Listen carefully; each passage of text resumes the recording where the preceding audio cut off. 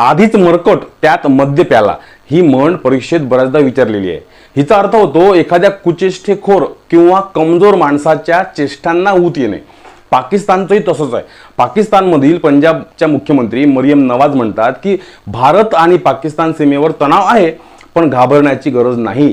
पाकिस्तानचा कोणताही दुश्मन हल्ला करण्यापूर्वी 10 वेळा विचार करेल, कारण पाकिस्तानजवळ अणुबॉम्ब आहे। अगं बाई, हे म्हणजे भीक मागणाऱ्या माणसाने तलवार दाखवण्यासारखे झाले। अणुबॉम्बचं नाव घेऊन भारतासारख्या बलाढ्य देशाला घाबरण्याचा प्रयत्न करणे म्हणजे स्वतःचा कमकुवतपणा झाकणे होय। स्वतःच्या देशात अन्न नाही, रोजगार नाही, सरकार टिकत नाही, दहशतवाद थांबत नाही आणि धमक्या भारताला। अणुबॉम्ब कुणाकडे आहे यापेक्षा तो वापरण्याची अक्कल किंवा जबाबदारी कुणाकडे आहे हे महत्त्वाचं। याच प्रवृत्तीची माणसे देखील आपल्या अवतीभोवती असतात।